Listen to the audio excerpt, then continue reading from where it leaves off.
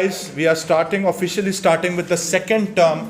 The very first topic that we are going to be dealing is with ideal gases. ठीक है, अब उससे पहले जो सबसे इंपॉर्टेंट चीज है जो कि आप मेमोराइज कर लो, जिन लोगों ने मेरे साथ ओ लेवल्स पढ़ा था, तो ओ लेवल्स में हमने एक बड़ी इंपॉर्टेंट एक बात की थी कि याद करो कि टेम्परेचर चेंज को हमेशा मैं काइनेटिक एनर्जी के साथ लिंक करता था। वही चीज इधर भी बड़ी इंपॉर्टेंट है। ये पहला स्टेटमेंट जो मैंने आपके सामने इधर लिखा है, सॉरी फॉर द स्क्रीन, क्योंकि हम लोग वैसे बड़े रूम में लेते हैं लेकिन आज छोटी स्क्रीन पे हम लोग काम कर रहे हैं। एवरेज के of a particle in a material gives the material its temperature. Be very careful. सही है। अब एक और भी बड़ी इंपॉर्टेंट चीज है, let's make a distinction between regular temperature and absolute temperature, या जिसको हम लोग थर्मोडायनामिक टेम्परेचर भी कहता है।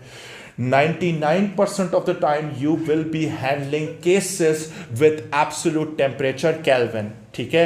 इन रियलिटी ये बात भी याद रखना कि जो काइनेटिक एनर्जी ऑफ पार्टिकल्स होती है ना किसी भी चीज में, वो डायरेक्टली प्रोपोर्शनल होती है टू द थर्मोडायनेमिक टेम्परेचर। सही है। यानी इसका मतलब है टेम्परेचर इन केल्विन के साथ उसका डायरेक्ट रिलेशनशिप होता है। नॉर्मल टेम्परेचर के साथ प्रोपोर्शनल होता है लेकिन डायरेक्ट रिलेशनशिप नहीं होता उसका। समझ गए? वो रीजनिंग आपको बाद में पता चल जाएगी, but for the time being this is the most important line you are going to be dealing with, क्योंकि जब आप A2 में सवाल करोगे तो कभी कभार ये वाला रिलेशनशिप बहुत जल्दी काम आएगा। सही है। आप चाहो तो इसके साथ ये भी लिख सकते हो, KE is directly proportional to thermodynamic temperature। मेरे ये बात रिकॉर्ड भी हो चुकी है, लेकिन ये याद रखना T should be in Kelvin not in degree Celsius। सही है। यहां तक पहुंच गए। अच्छा, फिर उसके बाद सबसे इंपॉर्टेंट चीज ये है कि मैंने बात की कि यार सपोज करो, बेटे बीच में कोई बात नहीं करे प्लीज, खुदा के वास्ते listen to me very carefully. Suppose करो कि ये पूरा जो क्लासरूम है दिस इज अ मटीरियल, ये एक पूरा एक मटीरियल है। अब इस मटीरियल के अंदर हमारे पास मॉलिक्यूल्स प्रेजेंट हैं। मैंने अभी कहा कि यार टेम्परेचर एसोसिएटेड है with the kinetic energy, but लाजमी सी बात है मॉलिक्यूल्स के पास पोटेंशियल एनर्जी भी तो होगी। लाजमी सी बात है पोटेंशियल एनर्जी होगी। वो क्यों होगी?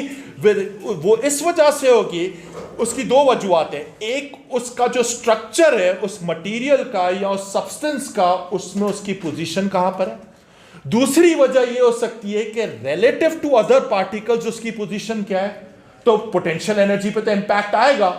Is that clear? ये बात याद रखना कि पोटेंशियल एनर्जी में इंपैक्ट आएगा। करीब हो गए तो पोटेंशियल एनर्जी में डिफरेंस होगा, दूर हो गए तो पोटेंशियल एनर्जी ज्यादा होगी। Is that clear? जमीन से भी अगर कोई चीज को ऊपर उठाते हैं तो उसकी पोटेंशियल एनर्जी ज्यादा होती है, करीब होते हैं तो कम होती है। तो ये सारी चीजें भी मैटर करती हैं। अब इसके बाद हमारे पास एक बड़ी इंपॉर्टेंट चीज आती है। जब आपने ये सेकंड पॉइंट आप एक दफा रीड कर लो, मैं भी आपके सामने रीड करता हूं उसको हाईलाइट करते हुए, ताकि ये बात को समझ लो, बिकॉज आप लोगों को लिखने में बड़ी प्रॉब्लम होती है। So it is important that you understand this thing. In addition to this KE, each molecule will also have some potential energy which is the result of its position within the structure of the material। सही है। या आप ये भी कह सकते हो this is the result of its position relative to other molecules as well. सही है कि अगर मेरे पास दूसरा मॉलिक्यूल ज्यादा दूर पे है तो मेरे पास PE ज्यादा होगी। करेक्ट? ये बात क्लियर हो गई। अब एक बड़ी इंपॉर्टेंट चीज आती है कि सम of kinetic energy and PE of all the molecules in the given mass, कितना भी आपको मास गिवन है उसके अंदर जितने भी मॉलिक्यूल्स हैं उन सब की KE को पकड़ लो, आप उन सब की पोटेंशियल एनर्जी को पकड़ लो और उन सब को ऐड अप कर लो। अगर इन सब एनर्जीज को आपने ऐड अप कर लिया तो आप कहते हो कि that is equal to the internal energy. Is that clear? सही है। ये थर्मोडायनेमिक्स का मेजर पार्ट है, लेकिन ये जानना जरूरी था। इसको एक दफा लिख लो क्योंकि ये डेफिनेशन बार बार आती रहती है घुमा फिरा कर, and you should be able to reproduce this in the examination. Let me know when you are done. All molecules do not, ये मैंने स्टार लगा के पॉइंट लिखा है कि अगर बहुत सारे मॉलिक्यूल्स हैं तो सब मॉलिक्यूल्स की एग्जैक्टली सेम की के ई यानी काइनेटिक एनर्जी और पीई पोटेंशियल एनर्जी सेम नहीं होगी। कुछ की काइनेटिक एनर्जी ज्यादा होगी और कुछ की बहुत कम होगी और कुछ की एवरेज चल रही होगी। Is that clear? This is a very important statement, please right this down. फर्ज करो मेरे पास एक कंटेनर है, सही है, कंटेनर में एक गैस भरी हुई है, सही है, आपने उसका एवरेज टेम्परेचर नोट कर लिया तो आपके पास एवरेज काइनेटिक एनर्जी भी आ चुकी होगी। अग्रीड? सही है। यानी हमने भी बताया था कि भाई टेम्परेचर या thermodynamic temperature is directly proportional to K E. अब जरा सुनो, लेकिन अगर आप इंडिविजुअल बेसिस पे देखोगे तो मेरे वर्डिंग्स पे ध्यान देना, बहुत कम ऐसे पार्टिकल्स होंगे जिनकी स्पीड बहुत स्लो होगी, बहुत सारे पार्टिकल्स ऐसे होंगे जो एवरेज स्पीड पे चल रहे होंगे, करीब करीब चल रहे होंगे, और बहुत कम ऐसे भी पार्टिकल्स होंगे जिनकी स्पीड बहुत ज्यादा तेज होगी। यानी सुन लो, बहुत स्लो, बहुत तेज, बहुत थोड़ी क्वांटिटी में होंगे, लेकिन जो एवरेज स्पीड वाले होंगे वो बहुत ज्यादा होंगे। समझ आ रही है ये बात? ठीक है, this is an important thing that you must understand. क्योंकि अगर आपके पास इस तरह का सवाल आता है कि भाई एटमॉस्फेयर में से कुछ ऐसे पार्टिकल्स होते हैं जो एस्केप कर जाएं, आपको पता है कि एस्केप वेलोसिटी रफली गिव और टेक 11 किलोमीटर्स पर सेकंड होती है, सही है, और एयर की तकरीबन स्पीड होती है 400 मीटर्स पर सेकंड। तो ऐसे भी पार्टिकल्स होते हैं जो एटमॉस्फेयर से ही बाहर निकल जाते हैं। वो इस वजह से निकलते हैं क्योंकि अकॉर्डिंग टू दिस आइडिया कुछ ऐसे भी पार्टिकल्स होते हैं जिनकी स्पीड बहुत ज्यादा होती है, ठीक है, लेकिन बहुत कम मिकदार में होते हैं। स्लो, जो सबसे ज्यादा स्लो होंगे वो भी बहुत कम होंगे, सबसे ज्यादा जो तेज होंगे वो भी कम होंगे, लेकिन जो एवरेज के आसपास होंगे वो बहुत ज्यादा होंगे। ये बात समझ में आई? Is this clear? हाँ या ना? बोलो हाँ या ना, पूछ भी सकते हो मुझसे, ठीक है। Is this clear? अच्छा, अब जरा चलते हैं, यही चीज जो मैंने अभी डिस्कस की थी वो मैंने यहां पे लिखी हुई है, प्लीज इसको कॉपी कर लो। बात हमारे पास ये जरा एक डायग्राम देख लो, इसका रफ स्केच अपने पास बना लो, which is very important. Number of molecules एक तरफ वाई एक्सेस पर है और एक तरफ एनर्जी, एक के ई भी हो सकती है, पी भी हो सकती है, but normally we are focusing on the K E part, ठीक है।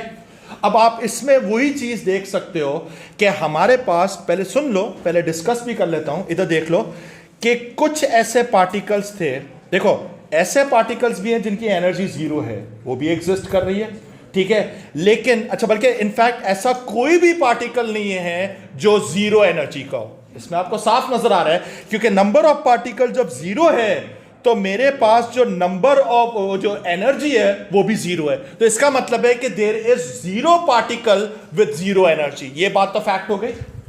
बहुत कम एनर्जी हमारे पास हो सकती है, सही है, बहुत कम एनर्जी वाले जो पार्टिकल्स हैं वो नंबर ऑफ मॉलिक्यूल्स कम है हमारे पास, you can clearly see that. अब जरा सुनो, और बहुत ज्यादा एनर्जी वाले मॉलिक्यूल्स भी हमारे पास इस ग्राफ के अकॉर्डिंग है हमारे पास। लेकिन आप एक और चीज भी नोटिस करो, वो बड़ी इंपॉर्टेंट ये है कि आपके पास टर्मिनेशन पॉइंट नहीं है, यानी मैक्सिमम एनर्जी की कोई लिमिट नहीं होती हमारे पास। मतलब अगर हमारे पास एक एवरेज काइनेटिक एनर्जी किसी चीज की गिवन है तो जो मैक्सिमम होगी उसकी कोई लिमिट नहीं होगी, सही है, वो बहुत आगे तक भी हो सकती है। तो आप देख सकते हो कि ग्राफ आगे जाके टर्मिनेट नहीं हो रहा। ये बात समझ में आ रही है? लेकिन वही वाली जो बात जो मोटी मोटे अल्फाजों में मैंने कही थी कि बहुत सारे ऐसे मॉलिक्यूल्स होंगे जिनकी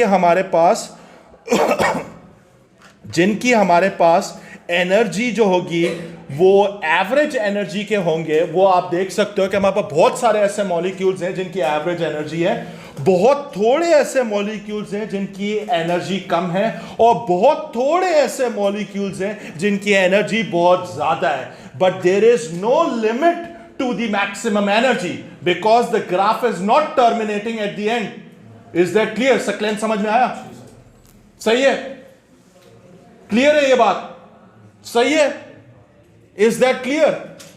अब अगर आपने इस ग्राफ का जनरल स्केच बना लिया तो यही कुछ इसके पॉइंट्स हैं, तो वो आप नोट डाउन कर लो। अगर आपने ग्राफ का स्केच बना लिया है तो ये प्लीज नोट डाउन कर लो। अच्छा एक मिनट सुन लो। वैसे आपके सिलेबस में कोई ऐसा वर्ड आता नहीं है, मैक्सवेल बोल्ट्जमैन डिस्ट्रीब्यूशन।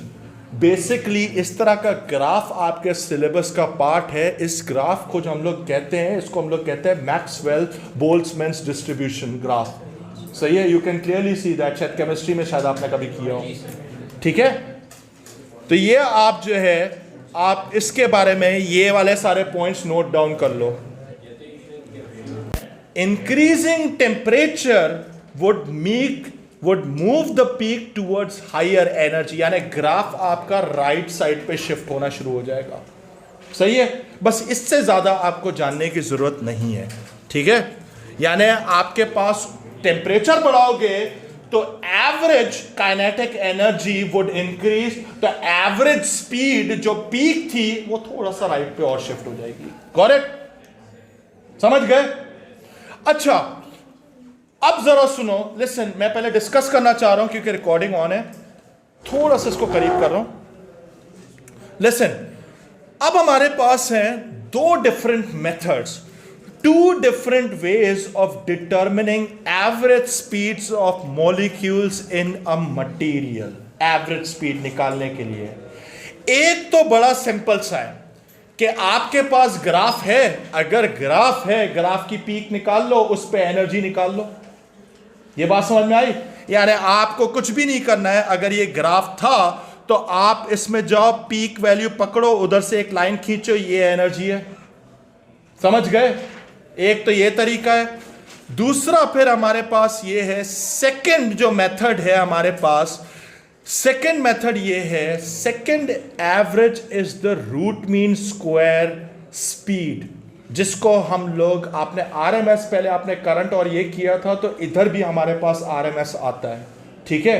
अब ये जो आपके पास जो सिंबल लगा हुआ है, पहले ये देख लो, फिर इसको समझ भी लो कि ये वाला जो सिंबल है, इसमें C जो है, C is not the speed of light. Be careful. C is the speed of the particle. उसका हमने स्क्वायर किया हुआ है और उसके बाद उसका मीन निकाला हुआ है और फिर उसके ऊपर रूट ऑपरेशन लगाया हुआ है। आपको पता है कि RMS होता है, पहले स्क्वायर ऑपरेशन आती है, फिर उसका मीन ऑपरेशन आता है और फिर उसके बाद रूट ऑपरेशन आता है। आप राइट टू लेफ्ट मूव करते हो हमेशा। ये आपने उसमें भी किया था, AC के अंदर भी। आप देख सकते हो स्पीड्स का स्क्वायर, उसके बाद उसका मीन, ये मीन का सिंबल लगा हुआ है, और उसके बाद फाइनल ऑपरेशन है रूट ऑपरेशन। समझ गए? Is this clear? ये भी हमारे पास एक बहुत ही रिस्पेक्टेबल एवरेज आता है। Is that clear? अभी हम लोग करके भी देखेंगे इसको। Is that clear? अब मेरी बात जरा सुनो। अब I would want you to copy these 2 points so that we can work this out. फिलहाल यहां तक तो लिख लो।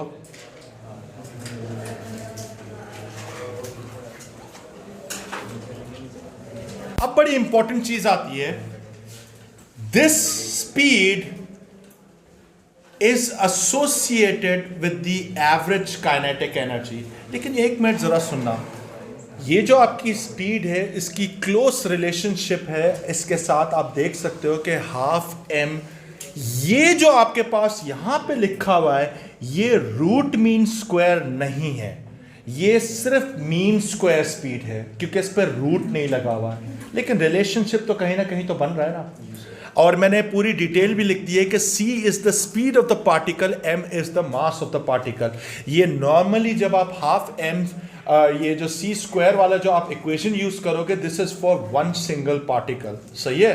अगर आपने बोला कि बहुत सारे पार्टिकल्स का निकालना है, तो आप नंबर ऑफ पार्टिकल्स के साथ फिर बाद में मल्टीप्लाई करोगे तो सबकी आ जाएगी। समझ गए? अच्छा, ये लिखा हुआ है स्क्वायर इंडिविजुअल स्पीड्स, ये आरएमएस निकालने का तरीका है, आरएमएस वैल्यू निकालने का है। Square individual speeds of a set of molecules जी बेटे मेरे प्यारे बच्चे बोलो। नहीं मतलब सही है। Square individual speeds of a set of molecule, जो मैंने अभी बात की थी। Find mean of the squares, apply root operation, या इसको स्क्वायर रूट ऑपरेशन वैसे एक्चुअल कहा जाता है। सही है, कॉपी कर लो, याद आ जाएगा। एसी में तो वैसे ही आपने बहुत डिटेल में किया था, लेकिन अभी okay guys, enough jokes, let's move on to a question. अब जरा इधर देखो, ये मेरे पास एक क्वेश्चन है, इधर देखो। Find the RMS speed of the following group of 5 molecules of atmospheric nitrogen as shown in figure B। अब इसके अंदर जो आपने स्टेप्स थे वही स्टेप्स अप्लाई करें। सही है, एक तरफ मैं करता हूं, एक तरफ आप करो, ठीक है। सबसे पहला काम हमारे पास क्या होगा? पहला काम हमारे पास है आरएमएस लिखा हुआ है सकलैन, पहले हम लोग स्क्वायर करेंगे। तो इसका मतलब है कि मैं एक काम कर सकता हूं, पहले ही एक ही ऑपरेशन में करना चाहूं या पहले स्क्वायर ऑपरेशन करें? Squaring and finding mean.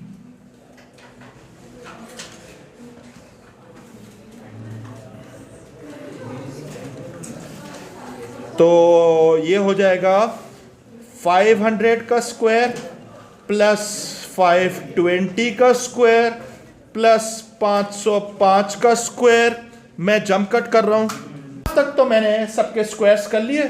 फिर इसके बाद इसका मुझे मीन निकालना है। सिंस वी हैव 5 वैल्यूज, तो 5 वैल्यूज का मीन निकाल लो। पहले तो ये वैल्यू निकालो, इसके बाद आगे चलते हैं। ये जो अभी आएगा इसको हम लोग कहते हैं मीन स्क्वायर स्पीड। मैं इधर लिख भी रहा हूं मीन स्क्वायर स्पीड। ये मीन स्क्वायर स्पीड भी बहुत वैल्यूएबल है, पेपर में बहुत बार आता है मेरे प्यारे बच्चों। मीन स्क्वायर स्पीड बहुत बार आता है, मीन स्क्वायर स्पीड की भी बहुत अहमियत है। मीन स्क्वायर स्पीड कितनी आ रही है? कैलकुलेटर निकालो, उसमें फीड करो, बताओ जल्दी। एनीवन? 1.13 बड़ी आ रही है, बड़ी ही आएगी, छोटी तो नहीं आ सकती है। 1.13 ये आ रही है, इनकी आ रही है 264690, यही आ रही है।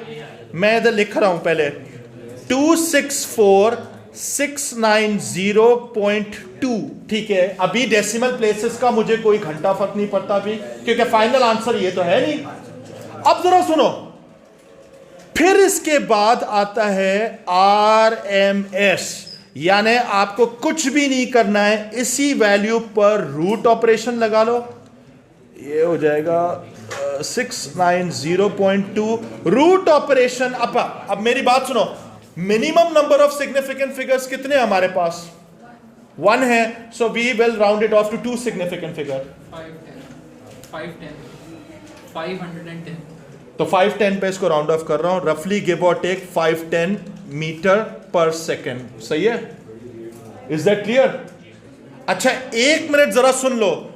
अगर ये मैं मीन स्क्वायर स्पीड करता तो मीन स्क्वायर स्पीड का यूनिट मीटर पर सेकेंड नहीं होता, उसका क्या होता? एग्जैक्टली, इसका यूनिट होता है m स्क्वायर s-2 होता। सही है, be careful. That is why हम लोग रूट ऑपरेशन लास्ट में लगाते हैं to find the actual speed. ये एवरेज स्पीड है हमारे पास। सही है, मैंने इसको राउंड ऑफ किया है टू 2SF। करेक्ट? कोई मसला, कोई तकलीफ? आगे चले। अच्छा मेरे प्यारे बच्चे, लेट्स मूव फॉरवर्ड। इसके बाद हमारे पास आता है मॉलिक्यूलर काइनेटिक एनर्जी। सही है, इधर देखो, listen to me very carefully.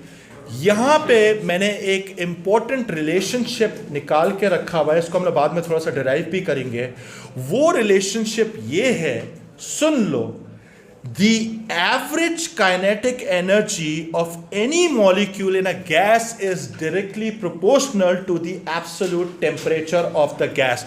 You can look at this relationship. ये relationship है आपके सामने. इस relationship को by heart memorize कर लो, लेकिन आगे जाके हम इसको derive भी करेंगे. अब आप इधर जो है ना जरा इसको पूरा का पूरा कॉपी करो. मैं पहले आपको बता देता हूं, हाफ लगा हुआ है. M stands for mass of a single particle. ये जो हमारे पास ये वाला सिंबल लगा हुआ है सी स्क्वायर, और इसके साथ जो मीन का ऑपरेशन लगा हुआ है ये मीन स्क्वायर स्पीड है. के जो है इसको हम लोग बोल्ट्जमैन्स कांस्टेंट कहते हैं. इसकी एक खास वैल्यू होती है जो आपकी डेटा बुकलेट में गिवन होगी. और टी जो है थर्मोडायनेमिक टेम्परेचर, ये एब्सोल्यूट टेम्परेचर होता है, और इसको हम लोग केल्विन्स में कोट करते हैं. प्लीज ये गलती मत करना कि इसमें डिग्रीज में वैल्यूज डालो. अगर आपने डिग्रीज में वैल्यूज डाली कचरा हो जाएगा स्ट्रेट अवे. समझ गए? Copy this. बोल्ट्जमैन्स कांस्टेंट की वैल्यू भी मैंने यहां पे लिखी हुई है. बेसिकली के लिखा हुआ है, लेकिन unfortunately because of my excellent handwriting it appears like an R. अगर आर लिख लोगे तो कचरा हो जाएगा. ये के ही होना चाहिए. आर मोलर गैस कांस्टेंट होता है 8.31. खैर, अभी आप के की वैल्यू यहाँ पे नोट डाउन कर लो. वैसे आपको डेटा बुकलेट में गिवन होगी. ये हर बार याद नहीं हो पाएगी. मुझसे तो कभी भी याद नहीं हुई. मुझे डेटा बुकलेट की हर बार जरूरत पड़ती है. ठीक है? इतने सारे कांस्टेंट से आप कितने याद करोगे? और दूसरी बात यह है कि पेपर के दौरान please do not rely on your own memory कि आपको सारे कांस्टेंट्स याद होंगे. भले ही याद भी हो तब भी एक नज़र डेटा बुकलेट पे डाल देना, क्योंकि इतने सारे कांस्टेंट्स होते हैं, सारे मिक्स मैच हो सकते हैं. सही है? Don't trust your memory, don't trust your self. ठीक है? What is the RMS speed of helium molecules in a child's balloon at 20 degrees Celsius? इधर सबसे बड़ा लोचा तो यही है कि 20 डिग्री सेल्सियस इधर गिवन है, जिसको आपको कन्वर्ट करना पड़ेगा केल्विन के अंदर, क्योंकि केल्विन के बगैर आप काम नहीं कर सकते हो. हमारे पास रिलेशनशिप क्या था? वो ये था, half m c square is equal to 3/2 KT है. ये रिलेशनशिप है हमारे पास. Let's just input the values over here. इसको अब आप सुनो, मैं आपको गाइड दे रहा हूं इधर. आप एक काम करो, इस फॉर्मूला में सिर्फ ये जो मीन स्क्वायर स्पीड की वैल्यू है ना ये निकाल लो, और सिंस इसने आरएमएस बोला है, एंड में क्या लगाओगे? इस पे रूट ऑपरेशन लगा दो. इस पर आंसर आ जाएगा आपके पास. सही है ना? मतलब जरा सुनो, मैं काम कर सकता हूं, इसको रीअरेंज कर लेते हैं. पहले 2 तो मैं कैंसिल आउट कर रहा हूं स्ट्रेट अवे, जरूरत नहीं है इस सवाल के अंदर.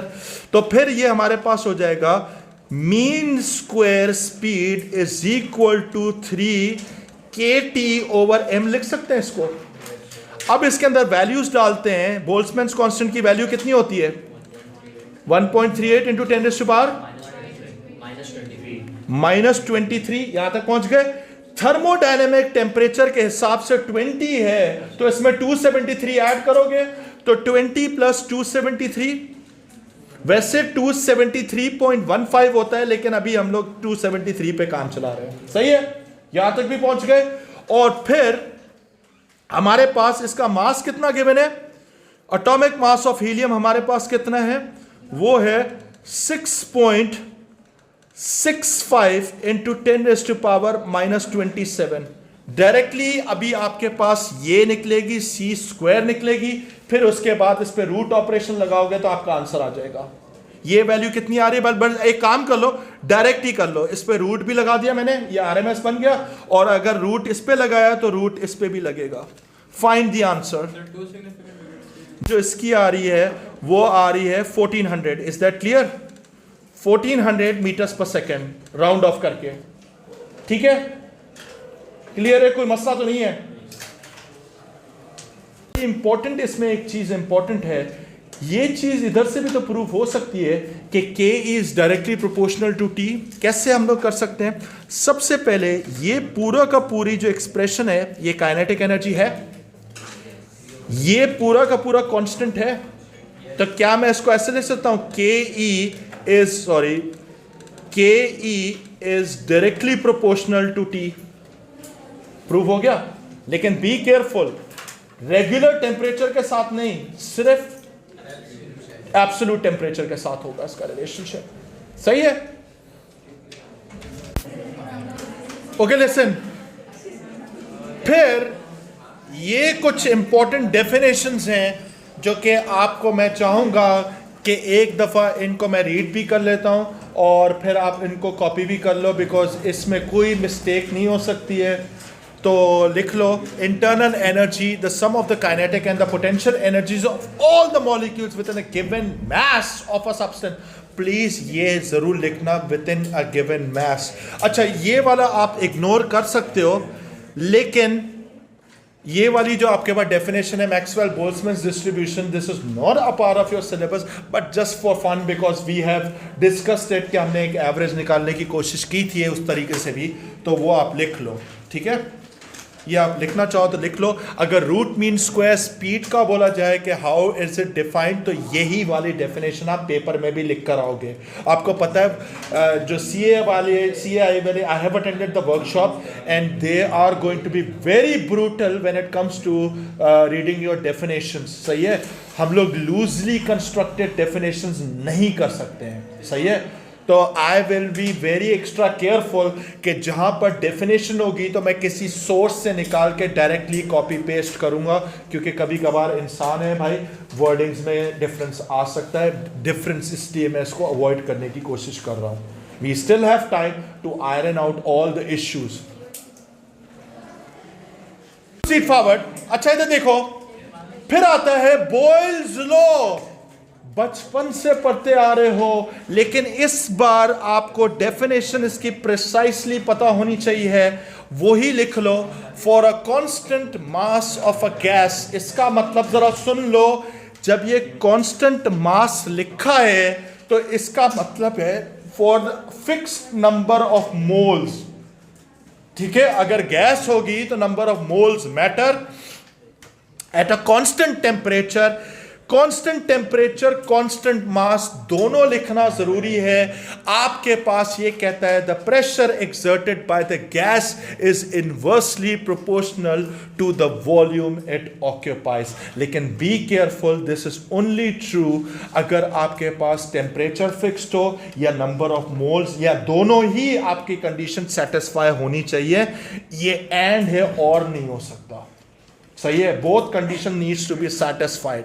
अगर तो आप ऐसा है कि आप उसके गैस की सप्लाई भरते जा रहे हो, लॉ फेल हो जाएगा। टेम्परेचर में वेरिएशन आएगी तो लॉ फेल हो जाएगा। और यही चीज मैंने आप लोगों को ओ लेवल्स में भी बताई थी कि if you want to simulate this Boyle's law, slow down the changes.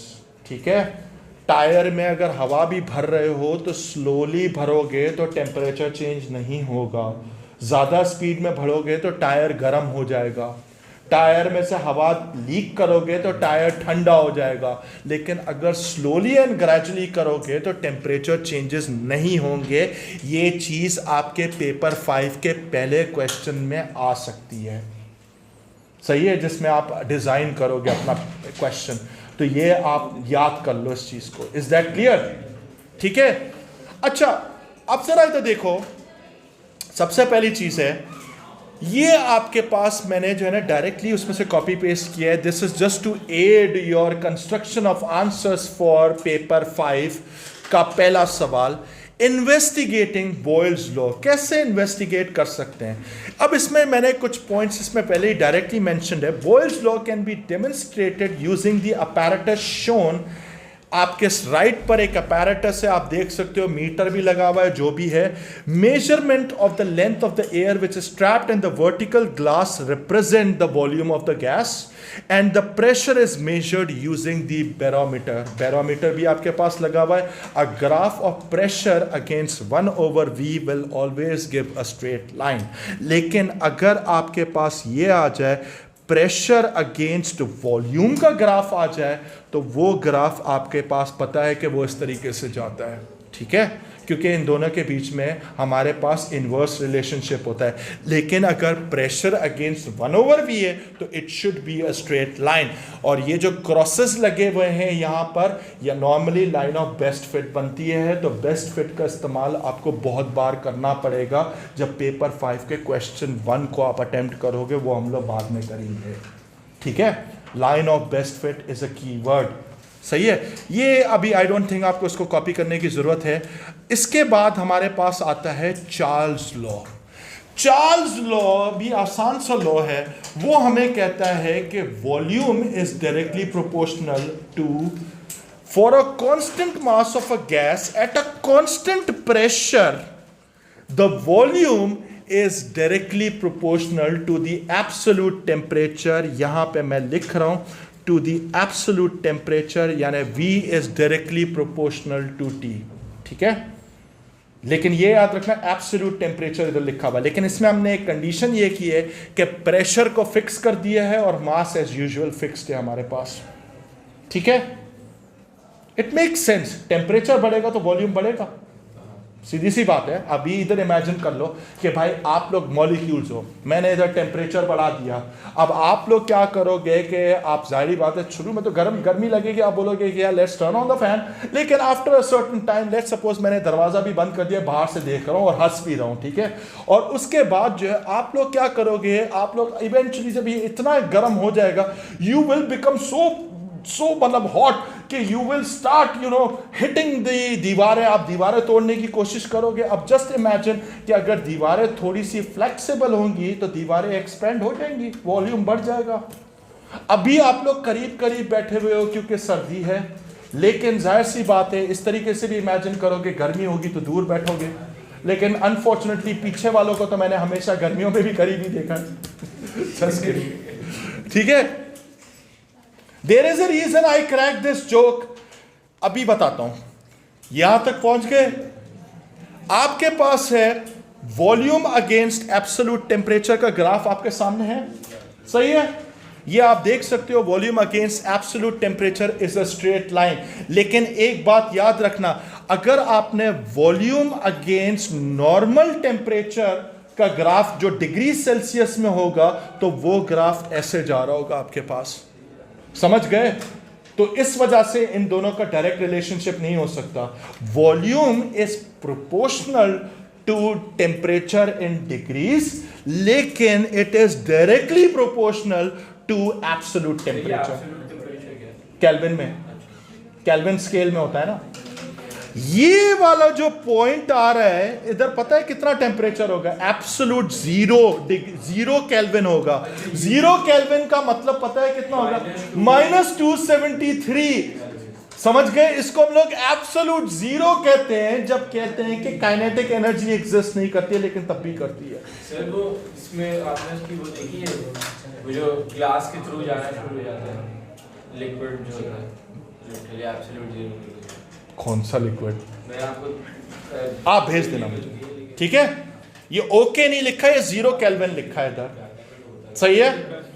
अब इसके बाद जिस पे मैं बात करना चाह रहा था वो यहीं पे लिखा हुआ आ रहा है, गे-लुसैक्स लॉ, सही है। पर्सन का नाम है, मैं क्या कर सकता हूं, ठीक है, ठीक है।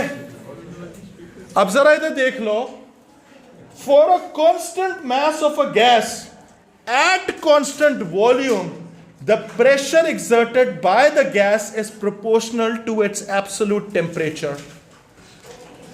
Copy this law. अच्छा, अब सीधी सी बात है कि अगर ये वर्ड अच्छा नहीं लग रहा है, नाम अच्छा नहीं लग रहा, तो आप इसकी जगह पर प्रेशर लॉ भी लिख सकते हो इसको, सही है, ठीक है।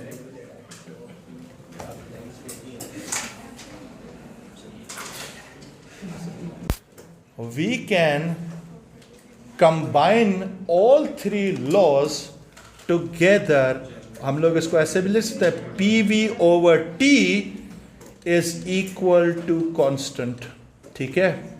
ये भी हम लोग लिख सकते हैं, ठीक है। इन सारे लॉस को अगर आप कंबाइन करोगे तो ये बन जाएगा, या हम लोग इसको ऐसे भी लिख सकते हैं P1V1 is equal to P1V1 over T1 is equal to P2V2 over T2, या is equal to for the same, अगर कंडीशन चेंज नहीं हो रही है तो ये लग सकता है। Is that clear? समझ गए? डायरेक्टली प्रोपोर्शनल होगा ना कौन सा? जो लॉ था, क्योंकि इसमें अभी भी डायरेक्ट ही आ रहा है, आपने इसमें मतलब सिर्फ प्रोपोर्शनल लिखा है। मैं बताया था अगर एब्सोल्यूट टेम्परेचर है तो डायरेक्टली, ठीक है, तो वो कर देना टीवी को एनआरटी कर लेंगे, अभी इसको बाद में करेंगे, अभी आए तो सही हो गया। You already know about real gases and ideal gases. हमारे पास अगर रियल गैसेस होंगी तो वो कंडेंस हो जाती हैं, लिक्विफाई हो जाती हैं, ठीक है, हाई प्रेशर या लो टेम्परेचर पे they do not exhibit, they exhibit real gas behaviour but not ideal gas behaviour. लेकिन अप्रोक्सीमेटली अगर आपके पास एक्सट्रीमली हाई टेम्परेचर है और लो प्रेशर है तो ideal gas characteristic can be simulated, ठीक है। अब आइडियल गैस की कुछ खास प्रॉपर्टीज हैं। The molecules have negligible size, molecules की कोई साइज नहीं होती, कोई डिमेंशन नहीं होती है। आइडियल दुनिया की बातें हैं, रियल वर्ल्ड में तो होती है, ठीक है। द मॉलिक्यूल्स आर आइडेंटिकल, यानी एक मॉलिक्यूल और दूसरे मॉलिक्यूल में कोई फर्क नहीं होना चाहिए। All collisions are perfectly elastic, elastic का मतलब यह है कि there is no loss of kinetic energy, समझ गए। And the time of collision is significantly smaller than the time between collisions, यानी जिस टाइम पे कोलिजन हो रही है वो इंस्टेंटली हो रही है, लेकिन जब दूसरी कोलिजन हो रही है उसका टाइम इंपॉर्टेंट है आपके पास। ये बात समझ में आ रही है? यानी कहने का मतलब ये है, if I stand up from here, अगर एक पार्टिकल है, सपोज करो ये पार्टिकल जाके इधर दीवार पे टकराया, ये जो इधर कोलिजन का टाइम आएगा ये इनसिग्निफिकेंट है, लेकिन यहां से वापस जब आएगा, यहां पे टकराने के बाद यही मॉलिक्यूल जो वापस आएगा, this time is significant. Is that clear? ये बात समझ में आ गई? Time between collisions is significant compared to time during collision. समझ गए? This is of prime importance. ये जब हम लोग PV is equal to 1/3 NMC derive करेंगे तो उसमें ये वाला स्टेटमेंट बहुत इंपॉर्टेंट होगा, सही है। अच्छा, फिर ये कहता है the molecules exert no force on each other except during collisions, यानी एक चीज है फोर्स नहीं है तो इसका मतलब है कि there are no electrical forces, no attraction, no repulsion. ये बात समझ में आ गई?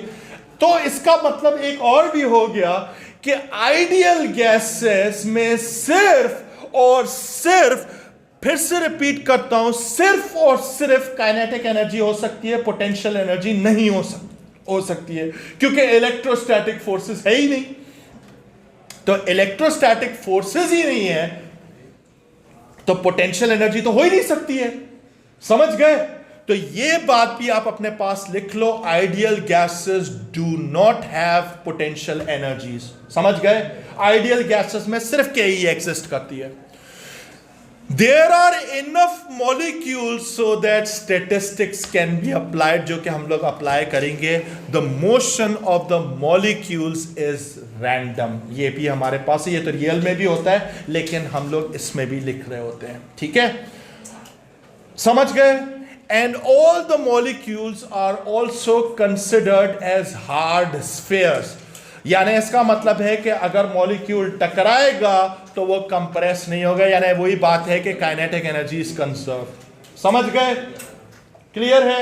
ये पॉइंट्स कॉपी कर लो, क्योंकि सवालात में पेपर 4 के अंदर क्वेश्चंस में आइडियल गैस की प्रॉपर्टीज का अक्सर जिक्र आता है।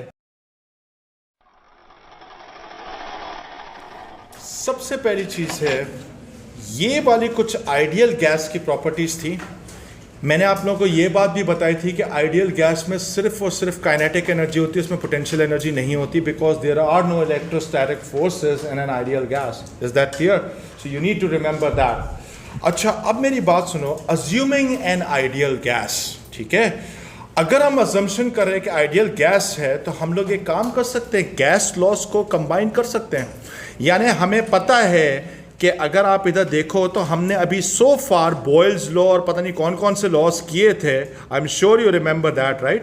तो वो सारे लॉस जितने Boyle's law, Charles law, Gay Lussac's law या व्हाटएवर लॉ या प्रेशर लॉ, ये हमारे पास बना था। इसको जब आप कंबाइन करते हो तो कंबाइन करने के बाद हमारे पास एक प्रोपोर्शनैलिटी ऑफ कांस्टेंट आती है। But we also know this fact, एक और भी चीज है कि पी वी ओवर टी, मैंने बताया था P1 V1 is equal to होता है, इज इक्वल टू कांस्टेंट होता है। बट एक और भी चीज है, this is also directly proportional to n।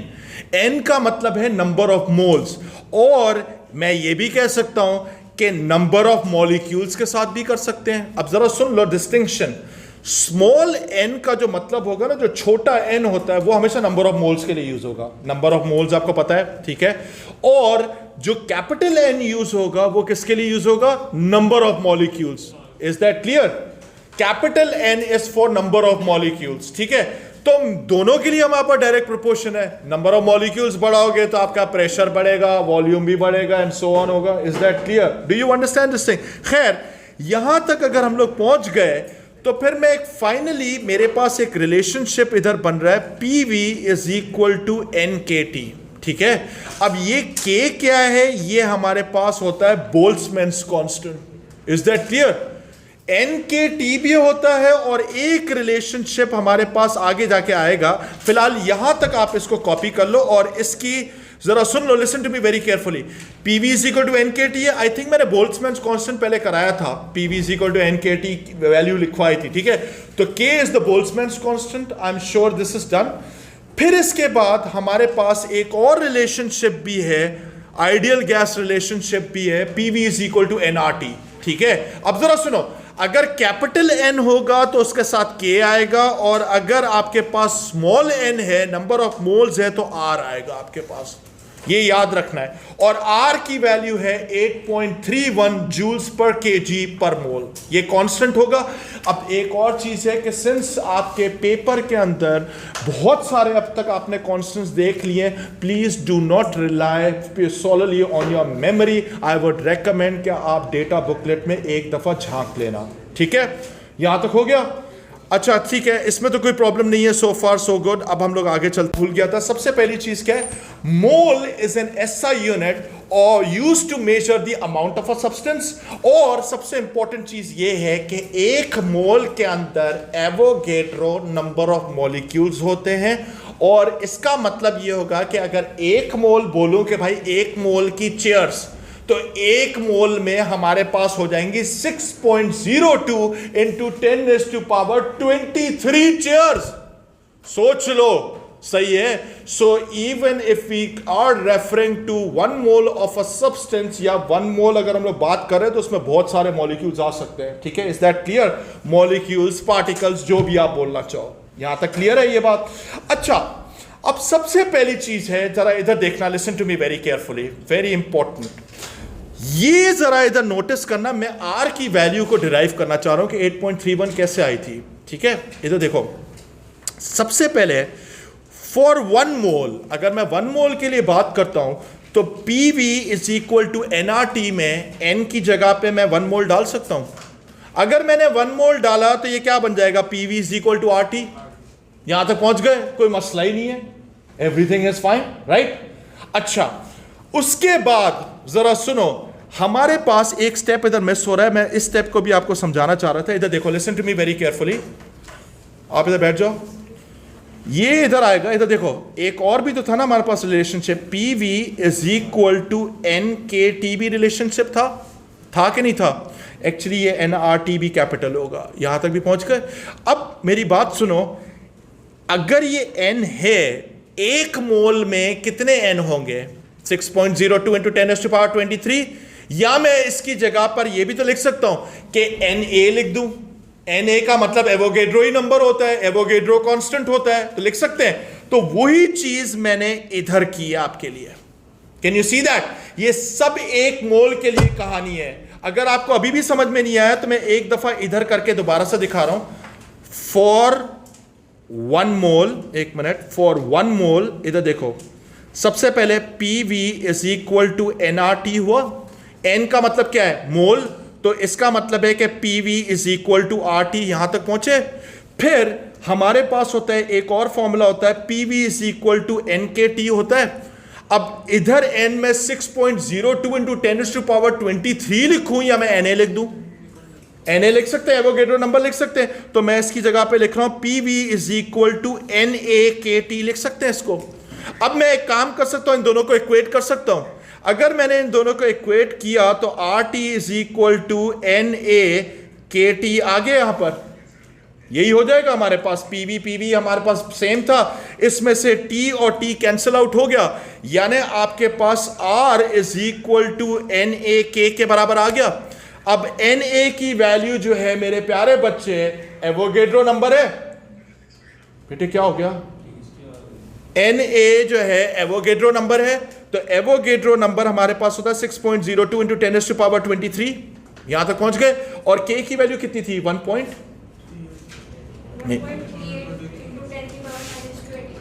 Minus 23। जरा इन दोनों को मल्टीप्लाई करो, देखो 8.31 के बराबर आता है।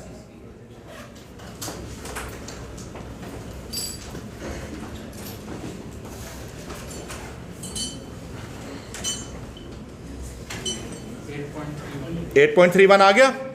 Is that clear? सो अब आप ये भी देख लो कि अगर आपसे पूछा जाए कि R और K में क्या रिलेशनशिप है, तो R और K का ये रिलेशनशिप होता है। सही है? ये जो है ना, ये वाला आप अभी कॉपी करो। Do it right now, this is very very important. अगर आप डेविड सैंग को फॉलो करोगे तो उसमें बहुत मुश्किल तरीके से बताया हुआ है, मैंने इसको बहुत सिंप्लीफाई करके किया है। ठीक है? So follow this guys. So we are done with this. अब हम लोग पता नहीं कहां पे थे, यही चीज वही चीज थी। अब एक सवाल है मासूमाना, जरा आप लोग ट्राई करोगे इसको। ये आपके पास एक सवाल है, what would be the pressure in a child's helium balloon at 20 degree Celsius if it is a sphere of radius 20 centimeter, be careful, containing 3 moles of helium gas। क्या आप लोग इसको ट्राई कर सकते हो? लेकिन जरा सुन लो, पहले मैं आप लोगों को गाइडेंस देना चाहता हूं। डिग्री सेल्सियस को केल्विन में करना लाजमी है। आपको पता है कि हम लोग डिग्री सेल्सियस में काम नहीं करते, थर्मोडायनेमिक टेम्परेचर में काम करते हैं। अभी जो यहाँ पे बिल्कुल ज्वाइन किया होगा तो उनके तो दिमाग से बातें गुजर रही होंगी, लेकिन सीधी बात है यार, करवाना तो था।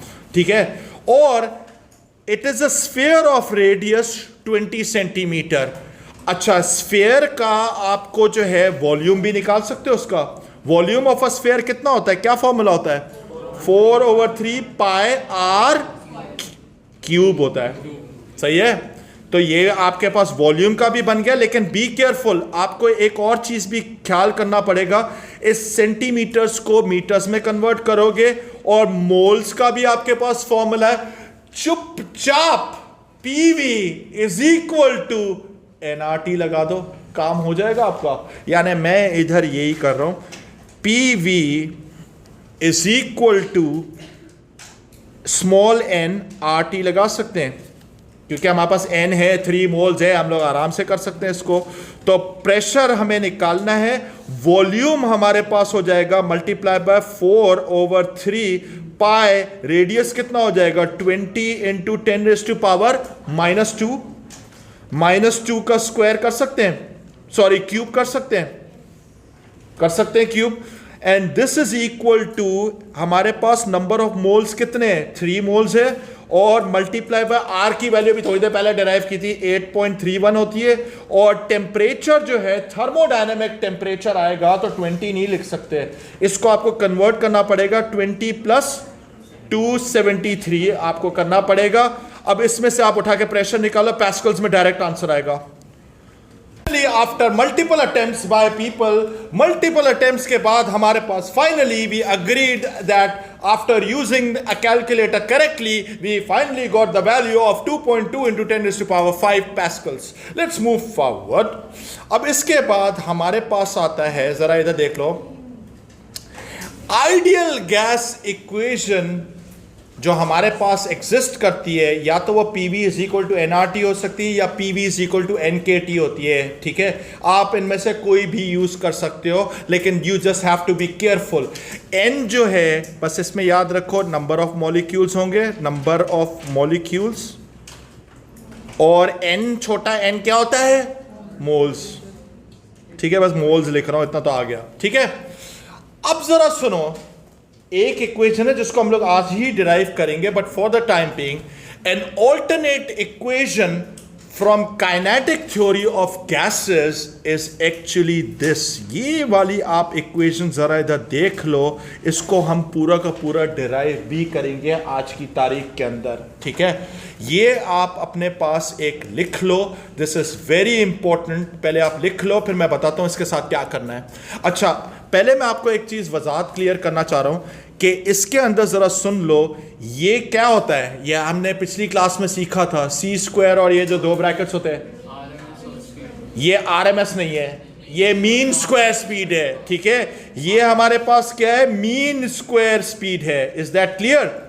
ये मीन स्क्वायर स्पीड हमारे पास है, समझ गए।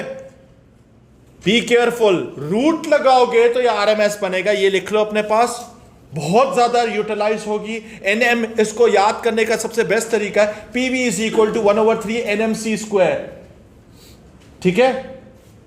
रट्टा लगा लो इसको। और ये जो कैपिटल N है, बताने की जरूरत नहीं है, नंबर ऑफ मॉलिक्यूल्स है, इसमें N छोटा वाला N नहीं आता, सही है, समझ गए। डिराइव करेंगे इसको, डेरिवेशन हमारा पार्ट है सिलेबस का। अच्छा, अब जरा इधर देखो, एक चीज देखते हैं इधर। मैं जो है ना, ये वाला स्टेप जो है ना, ये मैं आपको खुद करके दिखाना चाह रहा था, तो मैं इसको मिटा रहा हूं इधर से। एक मिनट रुक जाओ, एरिया इरेजर कर रहा हूं मैं, ये मिटा कर ये खुद करवाना चाह रहा था। एक डेरिवेशन, एक छोटी सी डेरिवेशन है, लेकिन इसके बाद हम लोग प्राइमरी डेरिवेशन भी करेंगे। जरा इधर देखो, हमें पता है कि भाई PV is equal to 1/3 NMC² होता है। एक तो ये हमारे पास है विदाउट प्रूफ अभी राइट नाउ, ठीक है।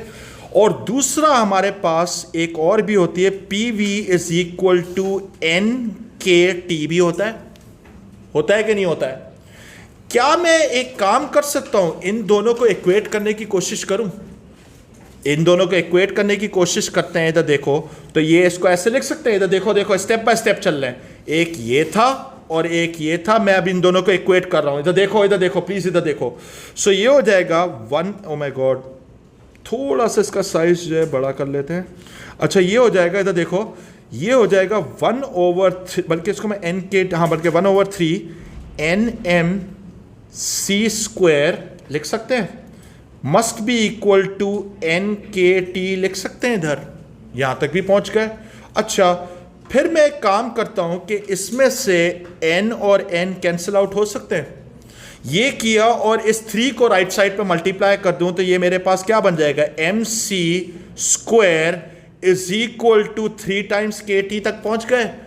अब आप जरा गौर से देखो, इसमें एक छोटी सी एक चीज की कमी है। मैं काइनेटिक एनर्जी कहीं ना कहीं घुमा फिरा के इसमें लेकर आ सकता हूं। सिर्फ मुझे एक काम करना है, मैथमेटिकली अगर मैंने इस साइड को डिवाइडेड बाय 2 कर दिया तो मैं यहां पे लॉज ऑफ मैथमेटिक्स वायलेशन कर रहा हूं, तो मुझे इस साइड पे भी डिवाइडेड बाय 2 करना पड़ेगा। यानी फाइनली फिर मेरे पास ये बन जाएगा 1/2 MC² is equal to 3/2 KT। ये वाला रिलेशनशिप मैंने शुरू में ही आपको बताया था कि था, ये वाला रिलेशनशिप डिराइव हो गया। अब इसमें मजे की बात जरा इधर देखो, जरा मजे की बात देखो इधर प्लीज, इधर देख लो, सुन लो। M क्या है, कांस्टेंट। बल्कि एक मिनट, एक काम ये भी कर सकते हैं कि इस पूरे को ही उठाकर मैं KE का नाम दे दूं, KE नाम दे सकते हैं इसको, और this is equal to 3/2 KT लिख सकते हैं इसको। Be careful, T is the thermodynamic temperature, यानी एब्सोल्यूट टेम्परेचर, यानी किस में आएगा टेम्परेचर, केल्विन्स में। यही होने बात, यहां तक पहुंच गए। अब जरा सुनो, listen to me very very carefully, बहुत आराम से चल रहे हैं। तो ये हमारे पास यहां तक ये सारी वैल्यू क्या है, कांस्टेंट है। K is the Boltzmann constant, 3/2 तो खुद भी एक कांस्टेंट है। अगर ये सारी चीजें कांस्टेंट है तो finally kinetic energy, mean kinetic energy, इसको हम लोग कहते हैं mean kinetic energy is directly proportional to the thermodynamic temperature. ये मैंने पिछली क्लास वाला इधर पूरा डिराइव करके दिया है आपको, कॉपी कर लो इसको, ये पेपर में आ सकता है बहुत ज्यादा। कॉपी करो कॉपी करो कॉपी करो। लिसन गाइस, बॉयल्स लॉ क्या था? बॉयल्स लॉ की डेफिनेशन थी, हमने पहले पिछली क्लास में भी किया था, चार्ल्स लॉ भी किया था, प्रेशर लॉ भी किया था, जिसको हम लोग गेल और सैक्स लॉ भी कहते हैं। और आइडियल गैस क्या है? अ थ्योरेटिकल गैस, एक मिनट इसको मैं अंडरलाइन करके बताऊंगा आपको।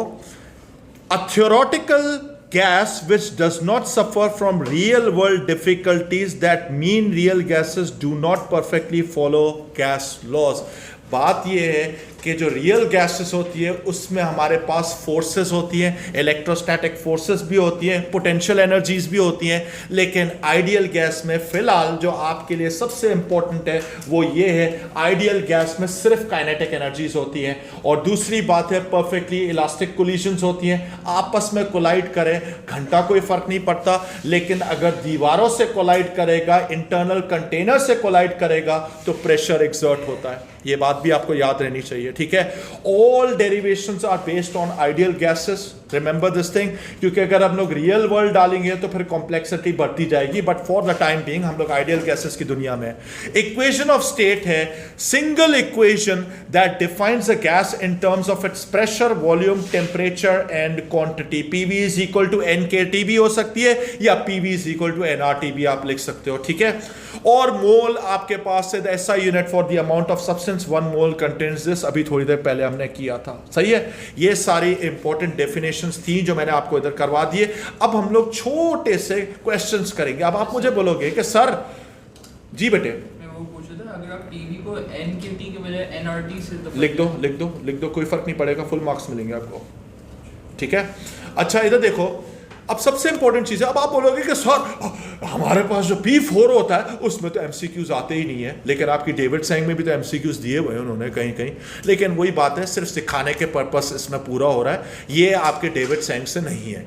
Give it a shot. हमारे पास एक सवाल है, क्या हम लोग एक जनरल इक्वेशन लिख सकते हैं शुरू में, पहले initially P1 V1 over T1 लिख सकते हैं, इसको लिख सकते हैं, ये भी हो गया, ठीक है। अब जरा सुनो, इसने क्या किया, दूसरी सिचुएशन में लेकर गया। इस बार हमें पता है कि इसने क्या किया, दूसरी जगह पे लेकर गया, तो आपके पास प्रेशर क्या हो रहा है, हाफ हो रहा है, यही हो रहा है ना, प्रेशर हाफ हो रहा है, हाफ P2 इसको नाम दे सकते हैं। और मेरे पास जो है T1 भी क्या हो रहा है, हाफ हो रहा है, सही है, हाफ T1 हो रहा है, इधर भी ये भी हो गया, इसको T2 नाम दे सकते हैं, सही है। एक्चुअली ये T1 ही होगा, इनफैक्ट मैं लिटरली एक काम कर लेता हूं, रादर देन मैंने इसमें थोड़ी सी वर्डिंग्स गलत कर दी है, इसको मैं ये भी तो कह सकता हूं कि let this be half P1 original pressure का आधा हुआ, और हाफ T1 भी लिख सकते हैं। What is going to be the new volume, let this be V new, कर सकते हैं। अब जरा इधर अगर मैंने ये किया तो आपके पास ये और ये ऑटोमेटिकली कैंसिल आउट हो गया, ये और ये भी सारे कैंसिल आउट हो गए, सो इसका मतलब है V new is equal to V1 हो जाएगा, यानी वॉल्यूम में कुछ भी चेंज नहीं आएगा, it would remain the same, ठीक है, समझ गए। अच्छा ये भी हो गया। अब ये वाला एक सवाल है, ये वाला भी आप लोग ट्राई करो, give it a shot. Guys, majority of you may have tried this formula directly, but the problem is that it is not that direct. You will have to be careful with the idea that this formula is for one molecule. तो आपके पास यहाँ पे molar mass given था, लेकिन ये तो molecules का mass given है, तो आपको तो एक मॉलिक्यूल का मास चाहिए होगा, पहले वो निकालोगे, उसको आप केजी में कन्वर्ट करोगे, इस फॉर्मूला में डालोगे, थर्मोडायनेमिक टेम्परेचर पे लेके जाओगे, तो आपका आंसर निकल आएगा। Give it a shot on your own. Anyways let's move forward. अच्छा अब इसके बाद एक सवाल आया, इधर इधर देखो, listen to me very carefully, I need your attention, listen. A typical can is able to withstand pressures up to 12 atmosphere यानी 12 atm बिफोर एक्सप्लोडिंग. ओके, सही है. यानी 12 atm का मतलब है 12 टाइम्स द एटमॉस्फेरिक प्रेशर. वो लिखा हुआ भी है कि 1 एटमॉस्फेयर इतने के बराबर होता है. A 3 into 10 raised to power minus 4 meter cube aerosol contains इतने number of molecules. Be careful, ये number of molecules given है यानी capital N given है. सही है. As a propellant, ठीक है. Show that the temperature would reach 12 atmospheres at a temperature of about 900 Kelvin. कर सकते हो ये वाला, आसान है ये वाला. Give it a shot. 2 mark का क्वेश्चन है. अगर आप इसमें डालोगे, अब मेरी बात सुनो, दिस इज अ क्वेश्चन, जो पहला वाला पार्ट है उसको करने का तरीका, आप इसमें यूज करो PV is equal to NKT use करोगे. सही है. आप इसमें यूज करोगे PV is equal to NKT use करोगे. आप एक काम करना, वॉल्यूम है आपके पास, वो भी मीटर क्यूब के अंदर गिवन है, कोई मसला ही नहीं है. टेम्परेचर आपको गिवन है, K की वैल्यू आपको पता है, नंबर ऑफ मॉलिक्यूल्स आपको पता है, ये तीनों चीजें आपको पता है. आप प्रेशर पहले निकालोगे. जब आप प्रेशर निकालोगे वो आपके पास डायरेक्ट पैस्कल्स में आ रहा होगा, और आपके पास यहां पे कन्वर्जन फैक्टर भी गिवन है कि 1 atmosphere is equal to this.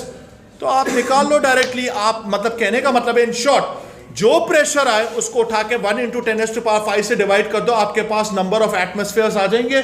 Most likely आपके पास जो वैल्यू, जो करेक्ट वैल्यू होगी वो तकरीबन 12.4 आ रही होगी, which is up to 12. Got it. अब लास्ट इसका सवाल है, जरा इधर देखो, इसके बाद हम लोग मेजर डेरिवेशंस की तरफ जाएंगे.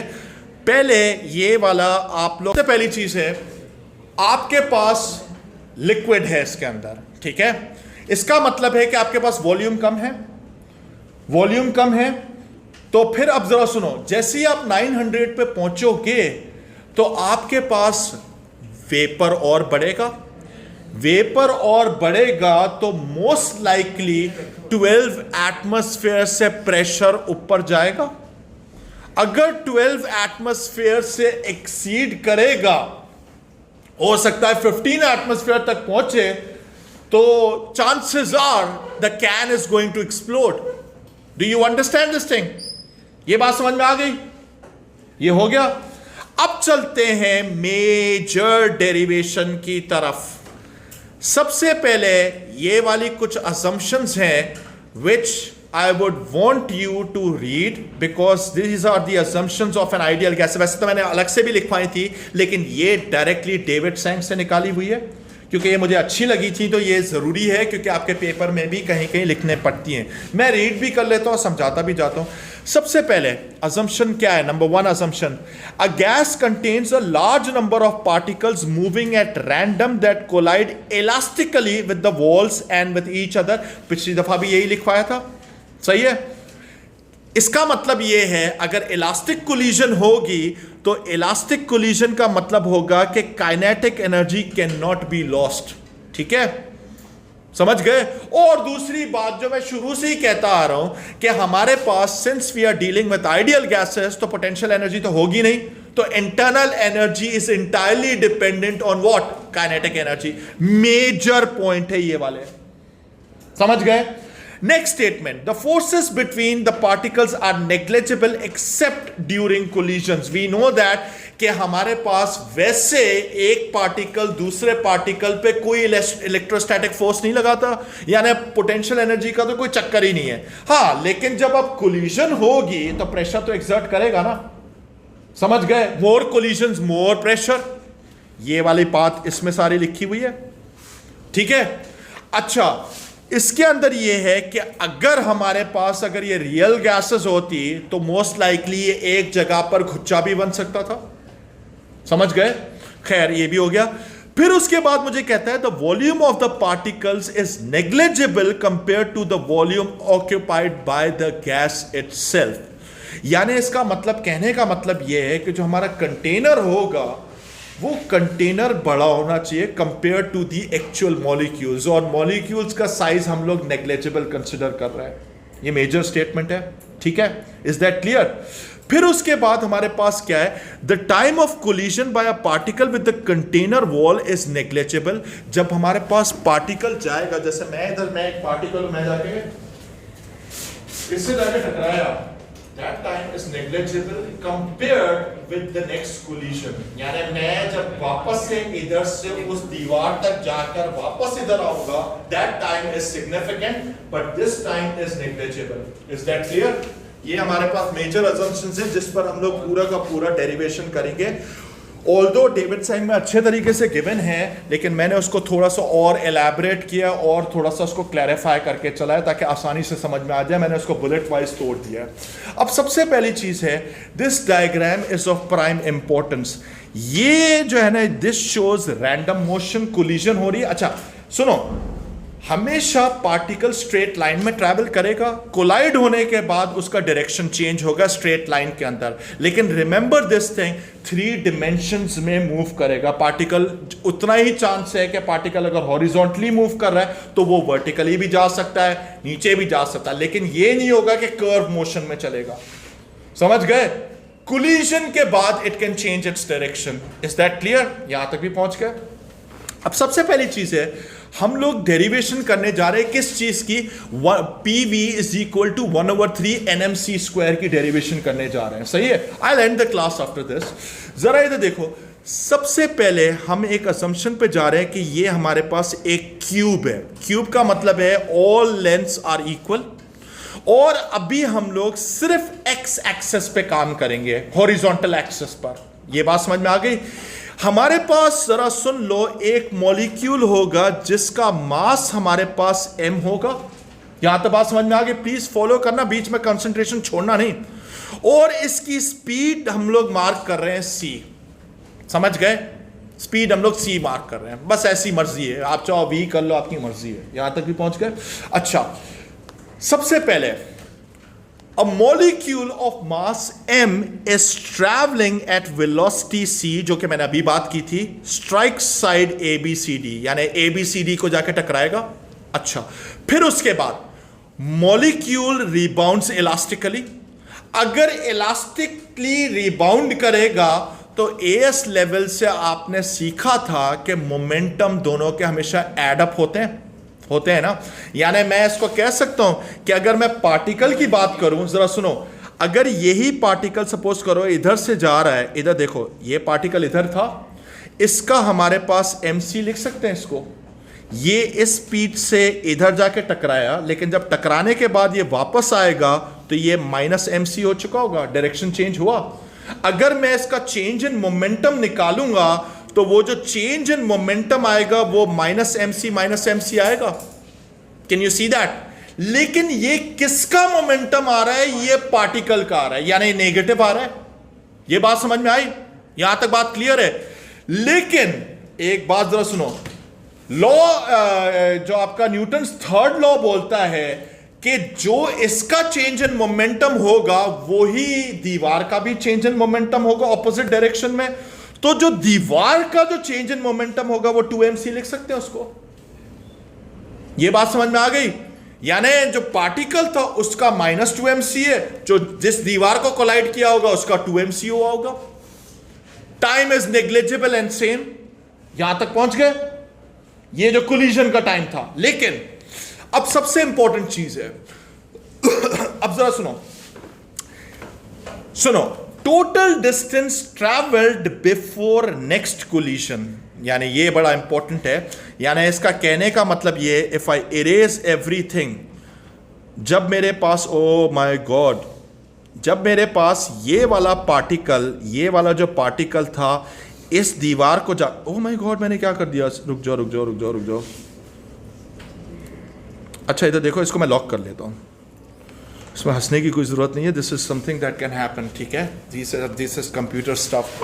अब जरा इधर देखो, ये पार्टिकल यहाँ से गया, इस दीवार को टकराया, उसके बाद ये पार्टिकल पूरा डिस्टेंस L कवर करेगा यहाँ तक, और फिर इसी पॉइंट पे दोबारा कोलाइड करने के लिए टोटल डिस्टेंस कितना कवर किया? 2L कवर किया। तो इसका मतलब है कि मैं इधर लिख सकता हूं, total distance travelled before next collision is actually 2L। सबने फॉलो किया यहां तक? ठीक है, अब ये भी हो गया। सो टाइम बिटवीन कोलिजन्स अगर मुझे निकालनी है तो मेरे प्यारे बच्चे, distance is equal to speed into time होती है, क्योंकि स्पीड इधर कांस्टेंट है, चेंज तो हो नहीं रही है, एक्सेलरेशन तो घंटा नहीं है इधर, सही है। तो मैं टाइम निकालने के लिए डिस्टेंस ओवर स्पीड कर सकता हूं उसको। तो मेरे पास यहां पर मैंने वही चीज लिखी है, time between collisions is actually distance over speed. Distance मेरे पास टोटल कितना है? 2l है, सही है, यहां तक भी पहुंच गए। और मेरे पास जो स्पीड थी वो पार्टिकल की कितनी चल रही थी? c, कांस्टेंट स्पीड है। हमने अज्यूम किया कि कोई एक्सेलरेशन है ही नहीं, समझ गए, यहां तक भी पहुंच गए, यानी ये 2l ओवर c तक पहुंच गए। क्लियर है, कोई मसला नहीं है, सो फार सो गुड, ओके। फिर उसके बाद हमारे पास आता है, एज वी नो, हमें पता है, force is the rate of change of momentum.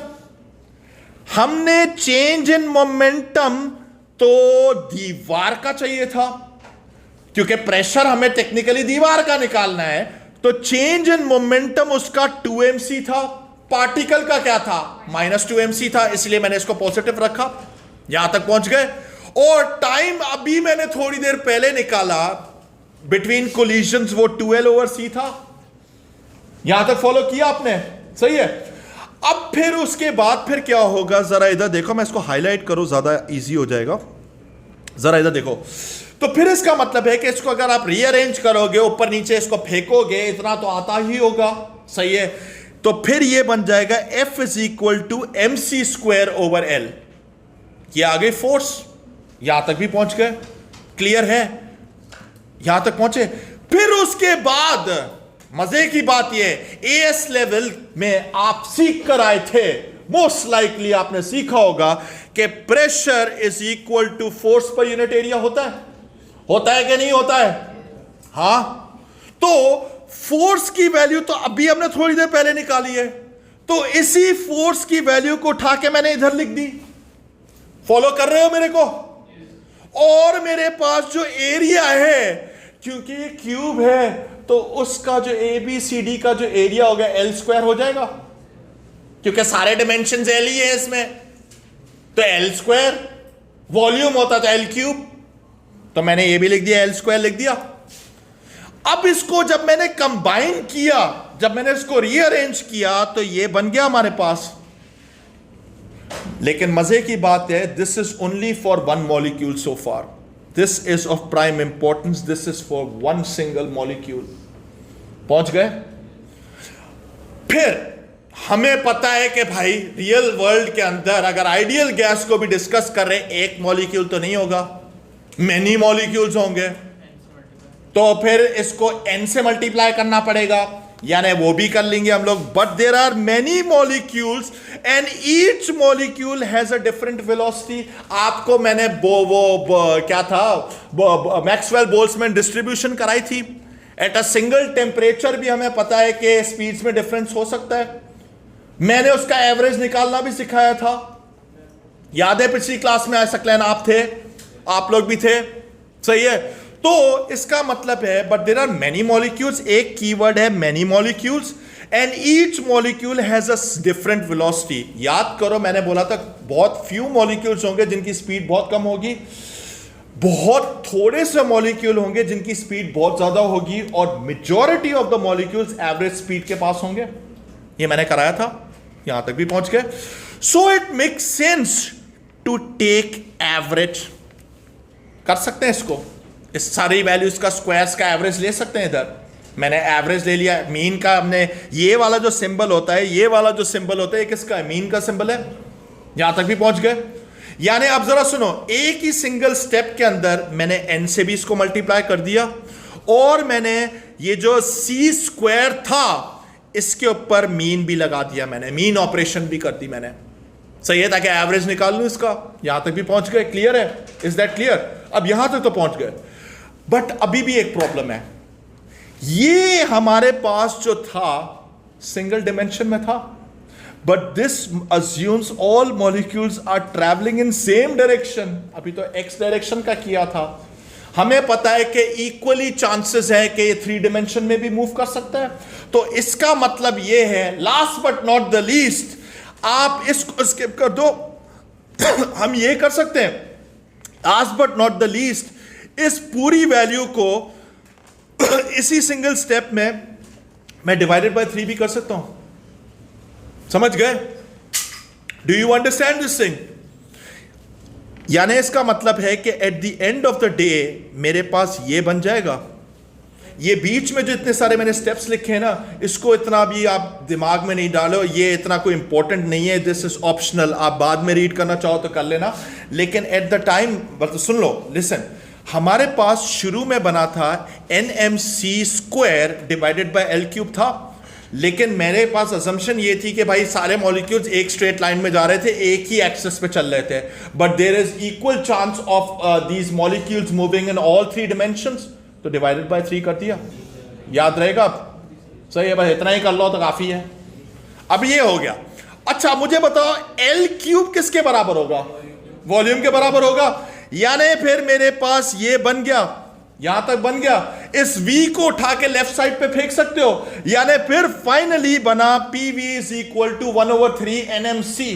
लेकिन यहां पे भी कहानी खत्म नहीं हुई, यहां पे भी कहानी खत्म नहीं हुई है। जरा सुनो, ये तो मेजर है ही फॉर्मूला, बहुत प्यारा फॉर्मूला है, इसको ये इस डेरिवेशन को याद कर लो भाई, आप फिजिक्स के मास्टर बन चुके हो।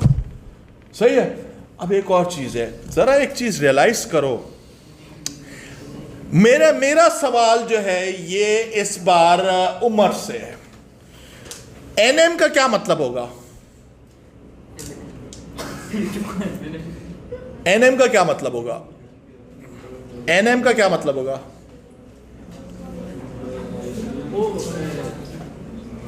NM का क्या मतलब होगा? जो बात है Arisha, she is right, the total mass of the gas हो जाएगा। हो जाएगा कि नहीं होगा? Total mass of the gas हो जाएगा अगर मैं NM को मल्टीप्लाई करता हूं। और अगर मैंने इधर से ही इसको ऐसे करने की कोशिश की, इधर देखो, P को उठाकर मैं V को उठाकर उस साइड पे फेंक रहा हूं, 1/3 NM over V multiplied by C² कर सकते हैं। अब मुझे एक बात बताओ, NM क्या है? टोटल मास, और V क्या है? वॉल्यूम। मास पर यूनिट वॉल्यूम क्या होता है? डेंसिटी। यानी P is equal to 1/3 rho C², and this is the density of the gas. समझ गए? यानी फाइनली आपके पास ये चीज बन गई। समझ गए?